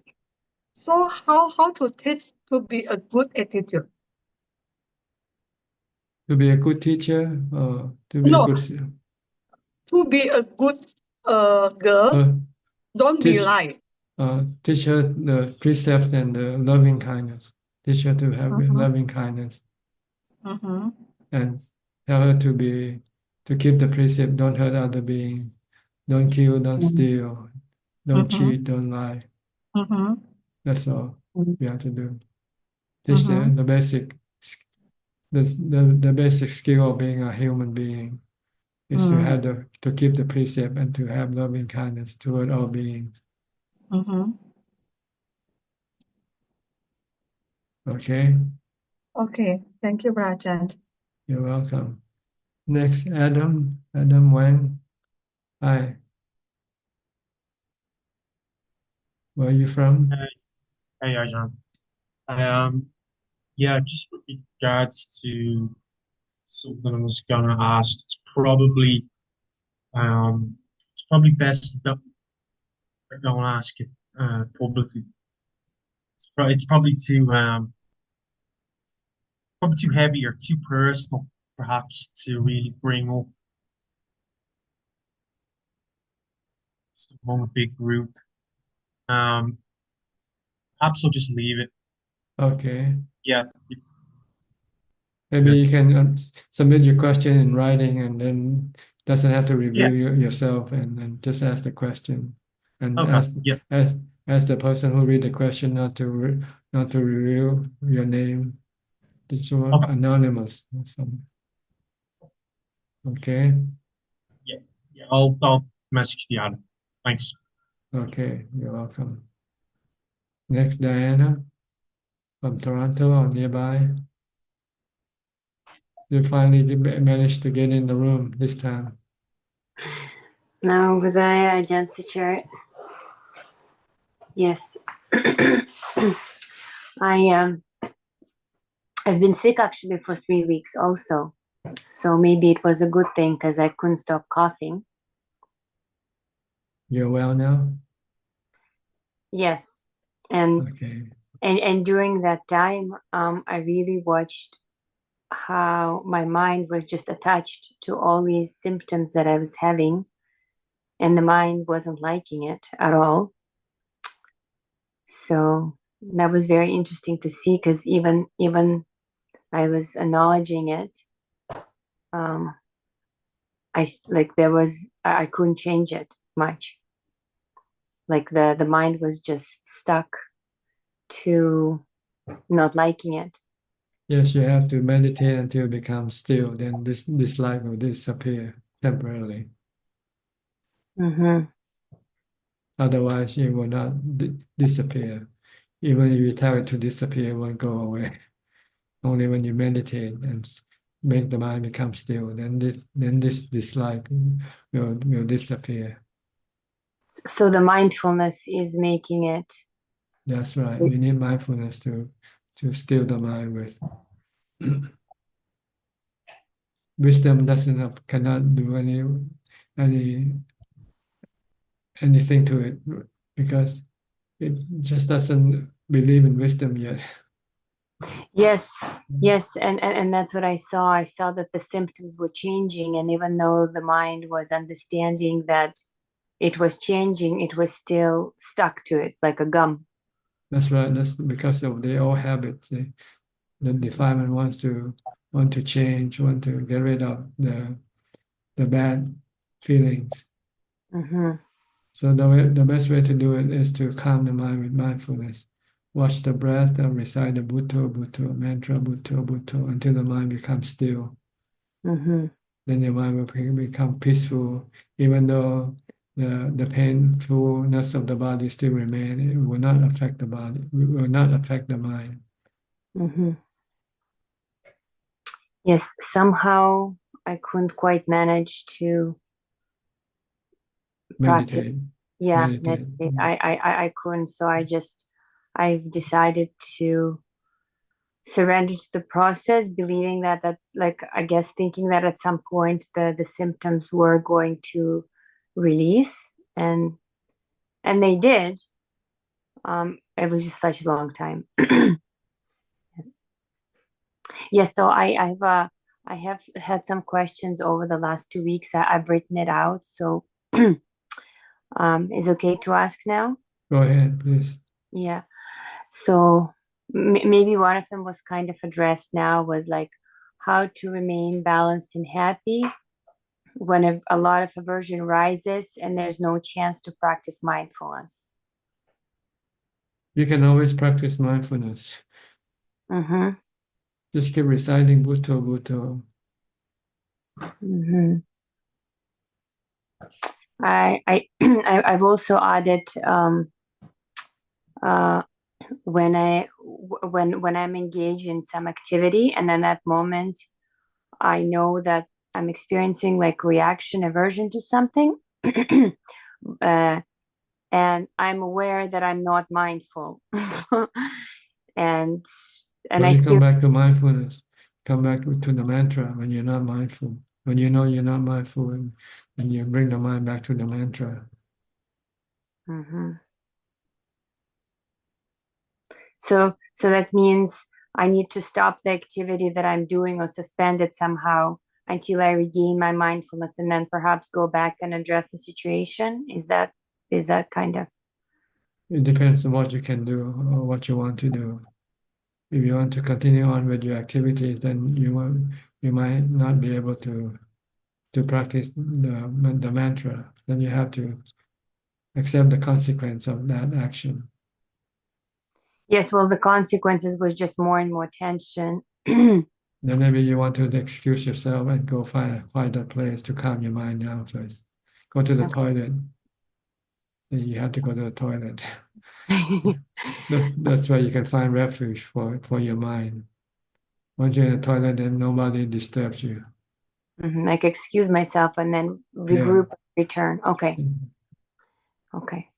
And then the second one was how exactly the mind and body related and dependent on each other. Like some philosophies say that to be spiritually aligned, meaning on the way to enlightenment, one's body must be balanced and healthy. Please share how the Buddhist teaching applied to that understanding, like how the Buddhists teach on this matter to apply the Dhamma. Oh, you have to keep the body healthy and strong, not sick, in order to be able to practice the Dhamma teaching fully. So you have to maintain the body with the four basic requisites of life: food, clothing, shelter, and medicine when you get sick. But you don't have to do it in such a elaborate or luxury way. You can do it the simple way, like the Buddha teach the monk. Just eat once a day and use rag for clothing, and for shelter, just stay in the forest under a tree or in a cave. And medicine, just drink from your urine. Oh, was there teaching like that? Yeah, that's what the Buddha teach the monks to do. The four living requisites of monks is to go on collecting alms round in the morning, and to use rag as material to make rope with, and stay in the forest. Maybe make a temporary makeshift shack, or find a cave or somewhere where you can stay, give your body from the sun and rain. And then if you get sick, use the urine. Bring your own urine. Yes, I've actually heard it in the ancient one of the old traditional Russian medicines. I'm not sure if it's Russian, but from the Russian people, I've heard of that. I think still in India, still some people still use urine as their medicine when they feel sick. Okay. So you want to do this, so you don't want to burden the mind with too much work for maintaining the body. Then you will have the ability to spend more time looking after your mind by practicing mindfulness and wisdom meditation. Yeah, because during this time of sickness, I just felt like I just kept on getting different medicines, and they were helping with the symptoms, but they weren't completely taking them away. And then I thought, well, like, can I manage without the medicine at some point? And then things got like too much. Like I wasn't getting enough sleep to recover because I just kept coughing all night. And then this one of the Jataka's tales that I watched with my daughter, the Buddha came and took care of some physical discomforts of one monk, and then the monk could become enlightened. So I don't know if you know that story. And I guess I was just wondering if in that case, I guess the idea is that the monk was too overwhelmed by some really gross physical aversions, so then he couldn't quite maintain the mindfulness, possibly. Well, if we cannot understand the nature, just take the story at face value. Okay, don't try to digest it. Just leave it alone. Okay. So those were the two questions that accumulated, and I guess personally, I'm still working on the mindfulness piece. Yes, mindfulness is to to take care of your mind, and the medicine is to take care of your body. Mm-hmm. So you have to use both when you're sick, not just the medicine for the body only. You also you have to use mindfulness and wisdom to take care of your mind also, which also gets sick when the body gets sick. Mm-hmm. Okay. Okay. Okay. Mm-hmm. Is that all? Yes, for today. Okay. Hope to see you again next time. Yeah, I hope so. When you have question, okay? Thank you. Next, Melinda from Singapore.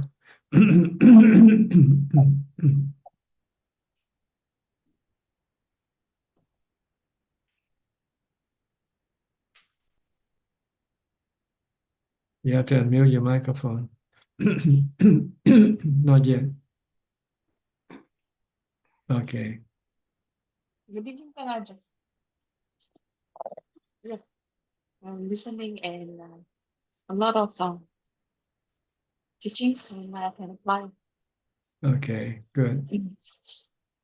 I'll go to Swee and check then from Vancouver. Greetings, Tan Ajaan. After all these years, have you advanced in your path yet? Or you still remain in the same place?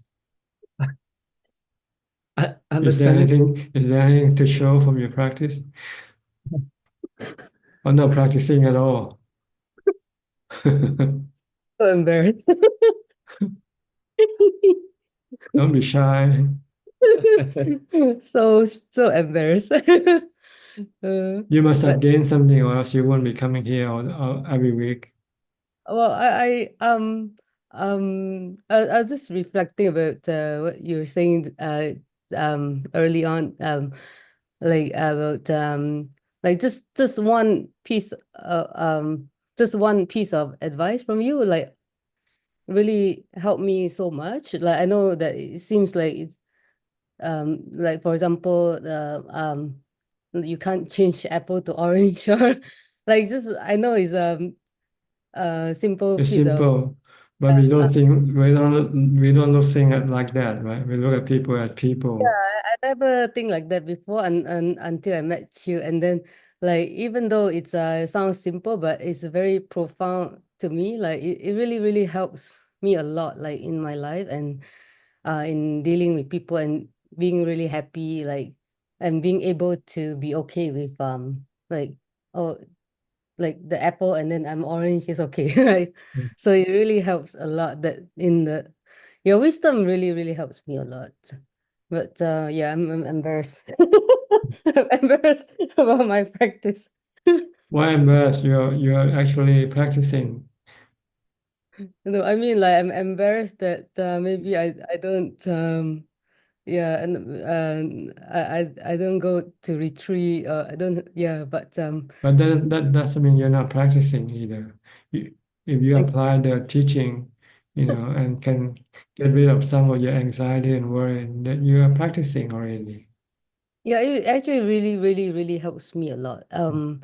Because even and for example, you would the five precept, this for example, five precept. I knew about five precept and I was practicing, but I don't think I was as serious. But until I met you, that because when I was before I met you, the five precept, for example, like other teaching that I heard is like you can kill mosquito because they are okay, that they're just small and it's okay to kill the insect because they are not significant. So you can break a little bit, it's okay.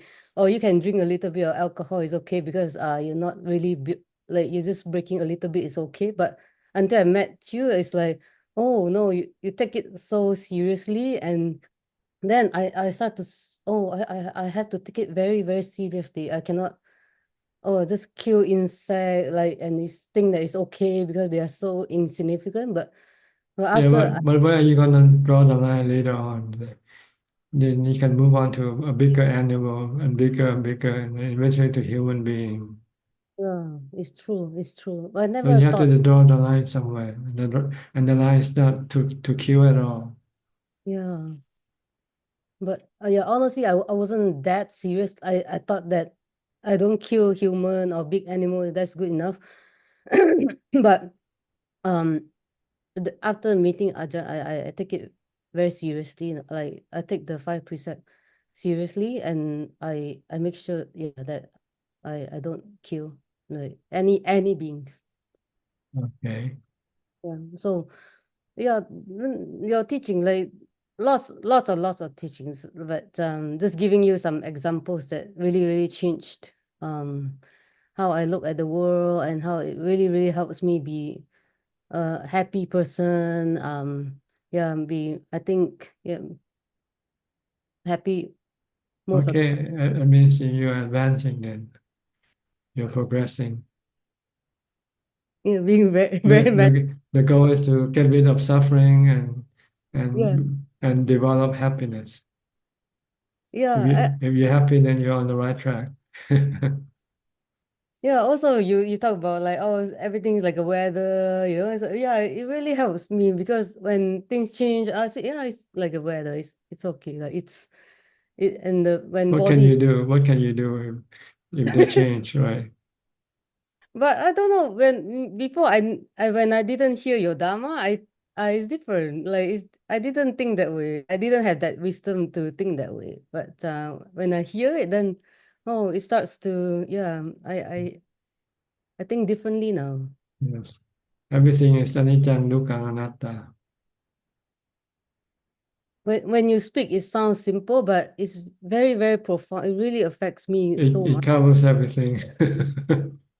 Yeah, I don't know. Yeah, it's just really profound, and really helps my life so much if you truly listen. Yeah. This is the most profound teaching of the Buddha, is the three characteristics of existence and the Four Noble Truths.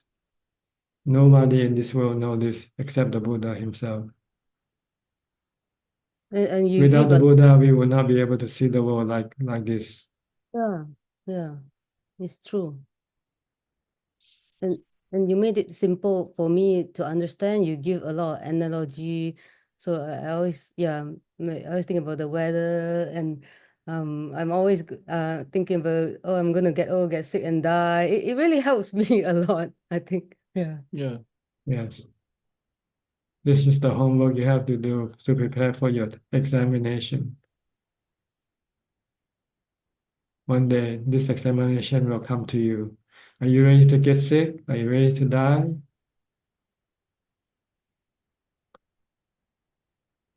You'll find out whether you'll pass the examination or not when that time comes. If you fail, then you get dukkha. If you fail, you get dukkha. I feel, I feel so embarrassed that, oh, I listened so long, and then Yeah. So you must not be complacent. You must keep asking yourself every day, am I ready to get sick? Am I ready to die?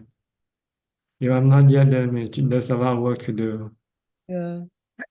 You need to build up equanimity in your mind. You have the wisdom already. You know this is gonna happen, but you don't have the tool to face this situation, which is equanimity. So you have to do a lot of mindfulness and meditation to get to jhana. Once you get to jhana, then everything falls into place. That's the key, eh? Yeah. Yes, we have the wisdom already, but we don't have the jhana, which is different from the Buddha. The Buddha had the jhana, but he didn't have the wisdom. So he had to develop the wisdom himself. Once he had the wisdom, he tell the people who have jhana, as soon as he just tell them that, they become enlightened right away. But if he tells the wisdom to people without jhana, they cannot become enlightened. Yeah.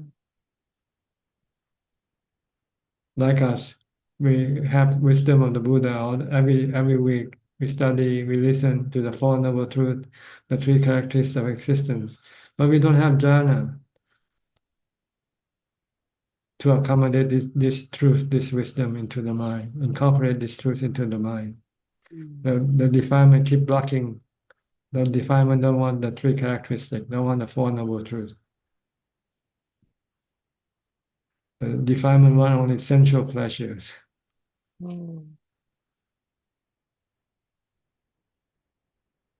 Okay, I have to move on now. I'm almost running out of time. Thank you, Tanajan. Sri, you have anything?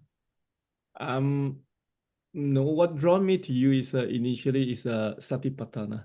I remember I talked to Czech, it's like, about when we read about this sutta, we don't know how to No clue what he's talking how about. to get into Satipatthana, but I think like we still have dukkha, Buddha mentioned it quite clear here in the sutta, right? I told Czech, yeah, I remember that, and then somehow or other Czech just go online and search, then we found, yeah, we found your website, and then that's the whole beginning.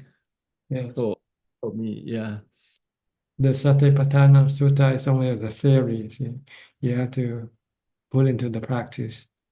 You have to practice mindfulness, practice anapanasati to get to jhana. Once you get to jhana, then you can then study the nature of the body, a supa, the 32 parts, the 4 elements.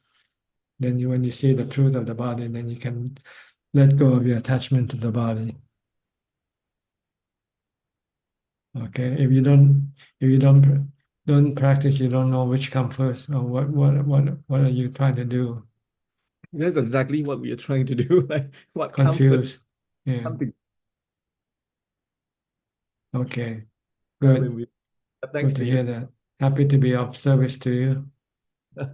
Yes, thank you, Dad. Okay, next, Dr. Piao and Indira from Toronto. Good morning. Good morning from Toronto. Toronto, Ajaan.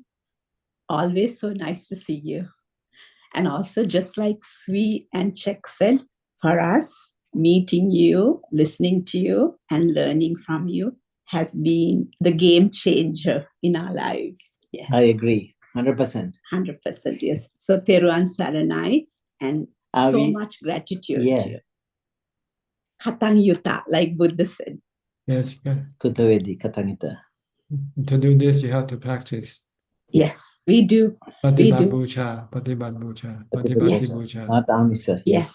Do Amisa too, because Amisa carries you to do the Pratipatti. Yes, that's right. But you have to do the Amista Bucha. Amisa, yeah. Support Buddhism in any way you can. Yes, always Tanajan. Yeah. Tanajan, I have a question. Now, when you say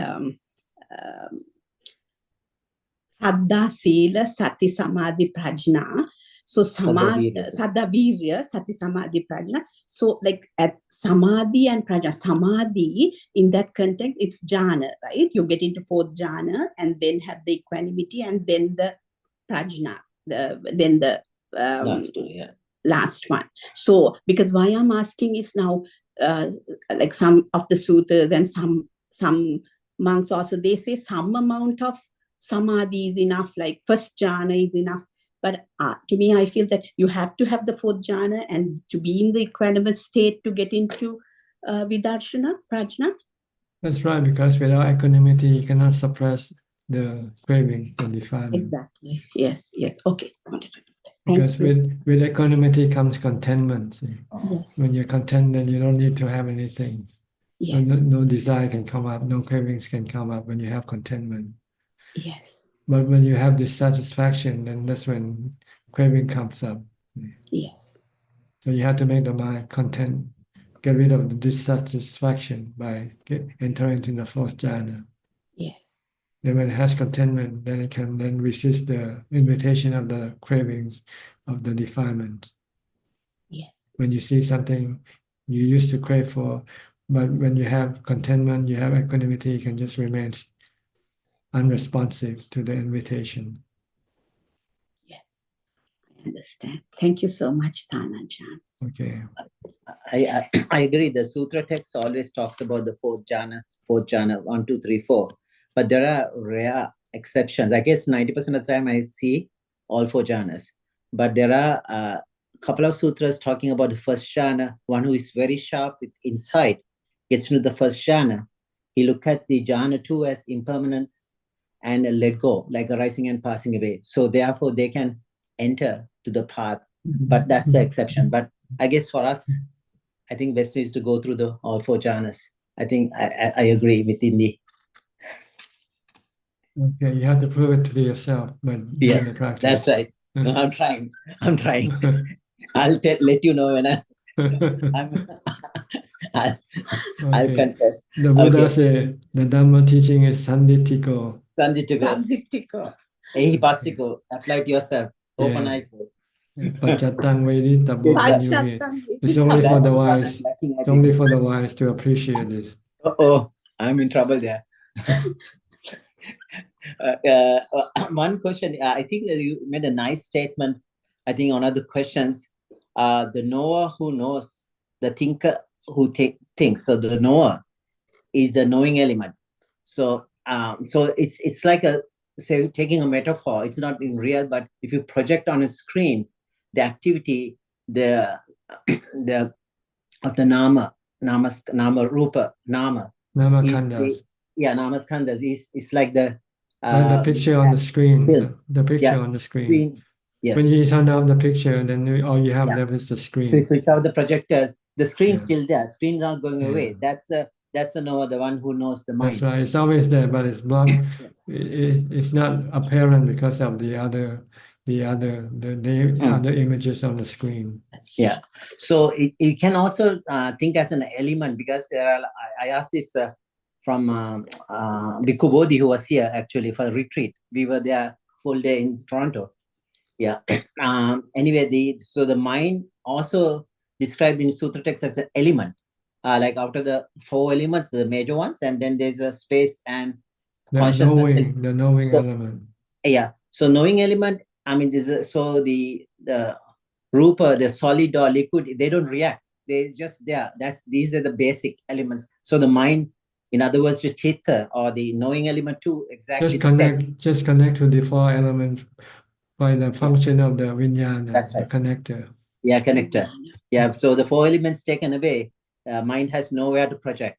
It's in the, it has to come back, and it has to look for a new screen.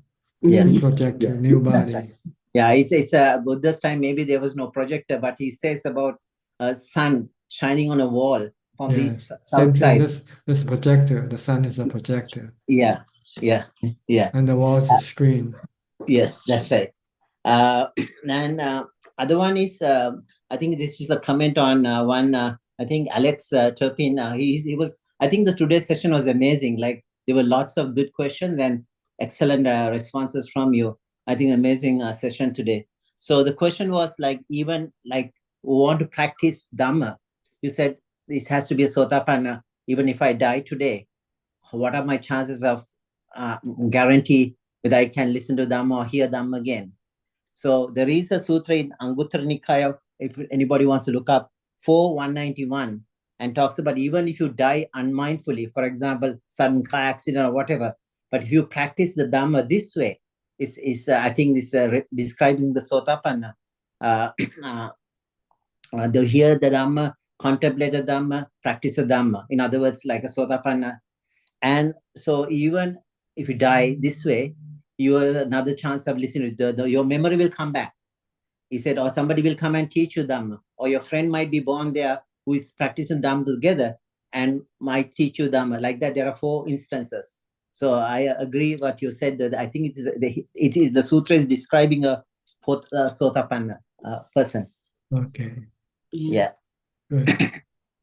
And one question about this thing called Animitta Samadhi.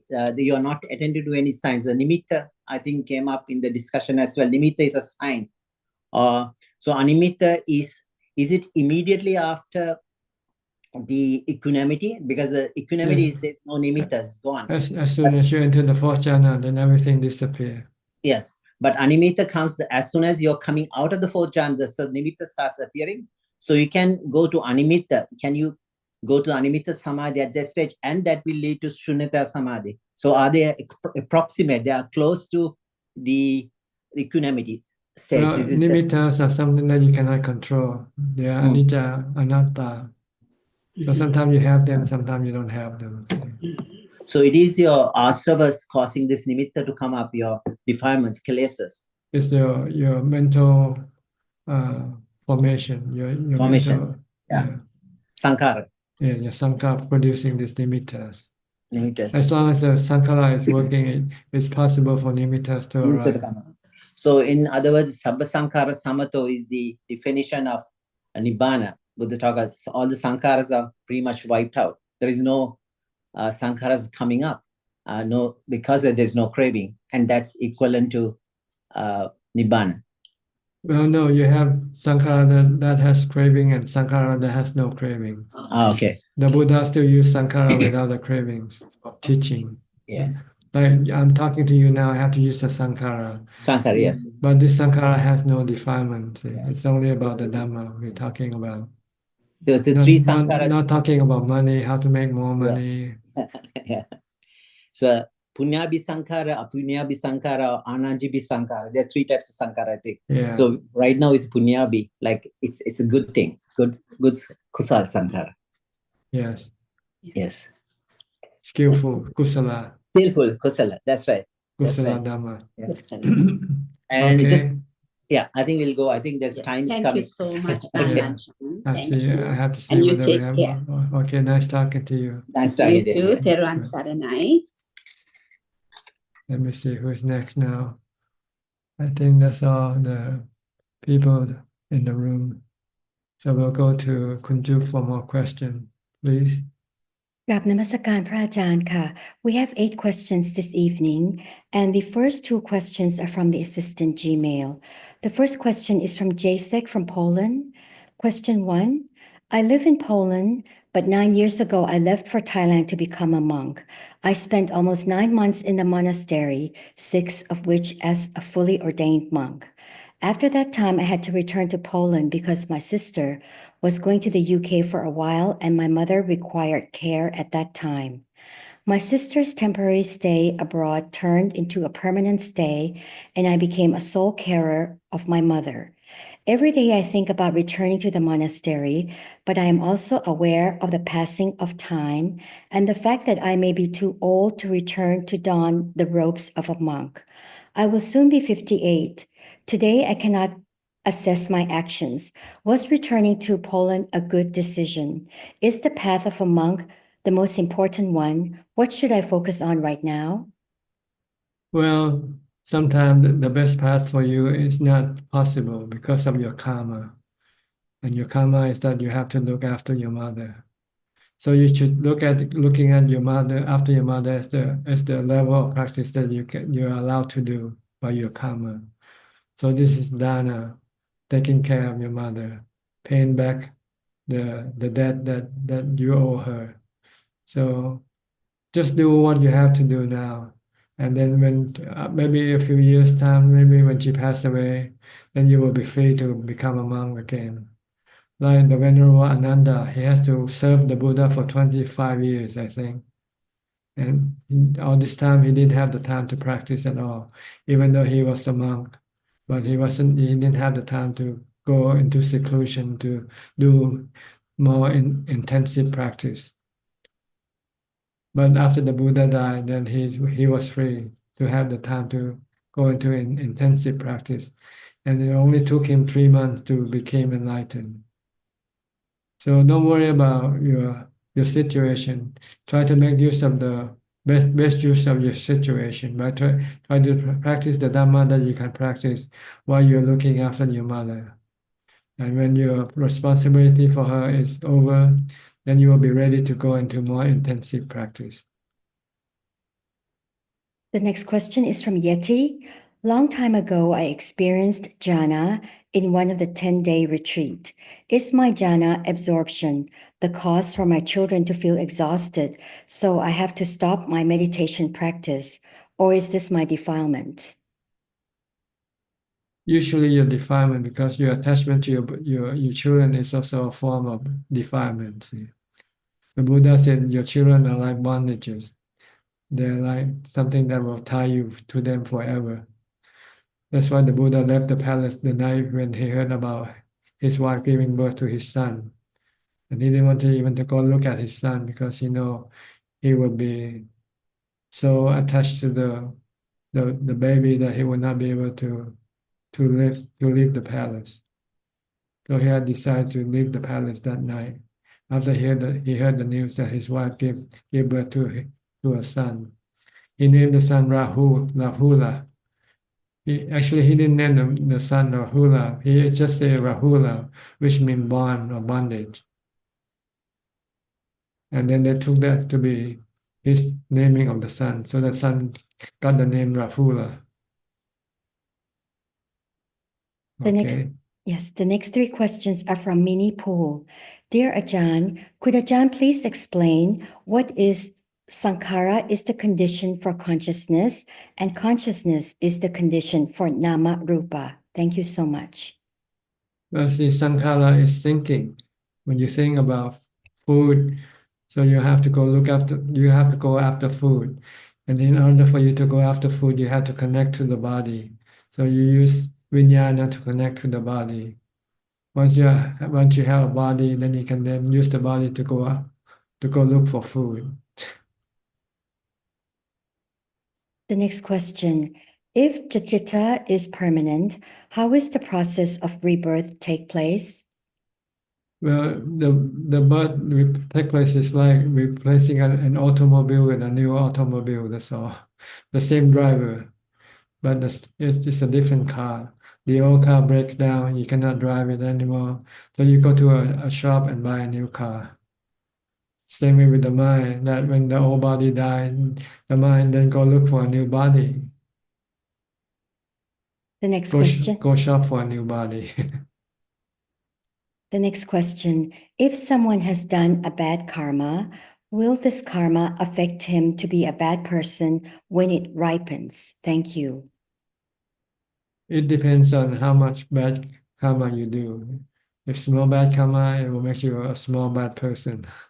If it's a large bad karma, then it makes you a large bad person. It depends on the level of bad karma that you do. The next two questions are from Pauline Soon. Is the job of meditation to suppress the five aggregates in our mind? Can Ajaan please clarify? No, meditation is not to suppress the five aggregates. It's only to stop it temporarily so that the mind can have some peace and contentment. So that the mind can then have the strength to practice wisdom to get rid of the defilement, which are the one that use the five khandha as a tool to satisfy its craving, which in turn causing suffering to the mind whenever the craving arises. So the goal is to first to stop the five khandha temporarily to give the mind peace and contentment and the strength to be able to develop wisdom to eliminate the defilement. The next question from Pauline Soon is, I used to practice formal sitting maybe 1 hour or less. Then the mind wants to wake up, but I continue with walking, then sit again. This kind of accumulated time practice, is it all right? Yes, you have to do it all the time, all day long, from the time you get up to the time you go to sleep. The next question is from Sulan. Dear Ajaan, thank you for spending time with us. I wanted to ask, is it harder to train ourselves as we grow older because our habitual tendencies and attachments become more fixed as we age? Like the saying, it's harder to treat an old dog a new trick. And the second part to that question is, how do we loosen our grip to the attachment if we cannot forget and reset our memories or habits? Thank you. You have to go live with people with new habits, like go and live in a monastery, live with a good teacher. Like if there's a Buddha, go live with the Buddha, and the Buddha will then give you the new tricks, show you the new tricks. We have one last question from YouTube, and it's from Sushi. Does one need to attain jhana to practice equanimity? Can one practice equanimity in day to day through the Brahma Vihara? Well, the equanimity without jhana is not real equanimity, it's forced equanimity. And it's hard to force it. You might be able to do it from some time briefly, maybe, but you cannot do it naturally. So you need the jhana to have the natural equanimity within your installed in your mind. That is all, ka. Okay. That's all the time we have for today. Thank you for your company. I hope this meeting is beneficial to you and can help you advance in your practice. In the meantime, please stay safe, keep on being mindful, and keep on practicing. And if all goes well, I'll see you all at the same time next week. Thank you and goodbye. Goodbye, Ajahn. Thank you, Sadhu, จ้าค่ะ. Ajahn, everyone, Goodbye, admin. Goodbye. Good night, everyone.